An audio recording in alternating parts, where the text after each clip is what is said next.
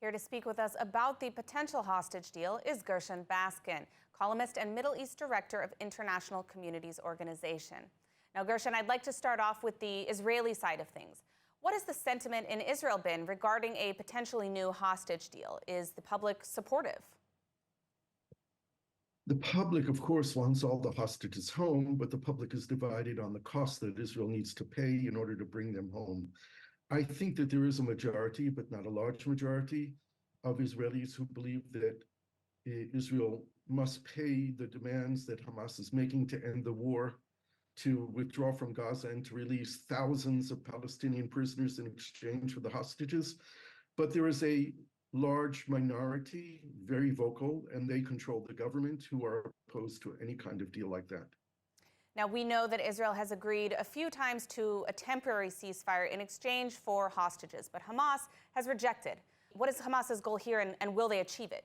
Hamas's goal is to end the war, to have Israeli forces withdrawn from Gaza, and to release every single Palestinian prisoner in Israel. That's between 9,000 to 10,000 people today. This is their demand. This is what they presented. The interesting thing that came out of the Paris summit is that there's an opportunity perhaps to phase it in a way that would enable additional hostages to be released in the first and maybe second phases of the deal without Israel capitulating to all of Hamas's demands. But Israel will be required by Hamas to say, yes, we will end the war. Yes, we will withdraw from Gaza. I'm not sure that there is a willingness in the Israeli cabinet to do that, but that is what Hamas will demand. Now, one of the terms discussed was the release of an unspecified number of Palestinian security prisoners. How can Israel be sure these aren't terrorists who will leave prison and immediately start threatening Israelis again? Israel can't, but Israel can rearrest them. One of the lessons I think needs to be learned from the Shalit deal back in 2011 is that we don't want to deport release prisoners abroad where we have no control of them. We don't want to send them to Gaza where they're out of reach. The best thing would be to release dangerous prisoners to the West Bank, where Israel can watch them, can visit them, can see what they're doing. There are going to be a lot of unemployed prison authority workers whose job could be to monitor those prisoners released. And if Israel needs to, it can rearrest them. And if Israel sees that they're engaged in terrorism or planning terrorism, Israel knows how to neutralize them. This has to be part of the Israeli thinking. There is no way to bring back all the hostages who are alive, home alive, without an agreement with Hamas. And the agreement with Hamas is going to be very risky and very costly. Now, just finally, there have been a lot of talks in regards to Israel or Hamas picking the security prisoners set to be released as part of the hostage deal. A name that comes up frequently is Marwan Barzilai. Marwan has been sitting in prison since 2002 after notoriously leading the first and second intifadas.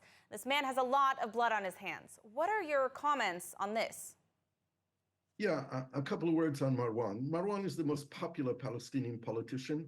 In every single Palestinian public opinion poll in the last 2 decades, Marwan beats every other candidate. He beats Hamas, he beats Abbas, he beats anyone who would challenge him, and this has to be taken seriously.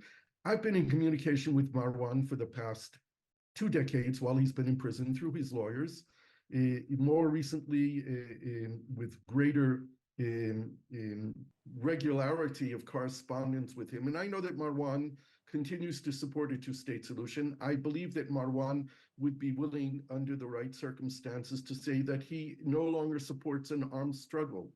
But he is a force to be dealt with, and we need to recognize that. And I have recommended to the Israeli security establishment to enter into a dialogue with him already for the last 2 years at least, to find out what he really believes and what he stands for and what kind of leader he might be. I just want to say that Marwan Barzilai is far from being the most dangerous of the prisoners who might be released. There's another Barzilai in prison, Abdullah Barzilai, who I think has 50 or 55 life sentences that he's serving for murdering many, many Israelis. And there are more dangerous people. There are 559 Palestinian prisoners in Israel who are serving life sentences for murdering Israeli citizens. And those are the people that are most important for Hamas to release in this deal. Well, Gershon, we are out of time, but thank you so much, as always, for your insight.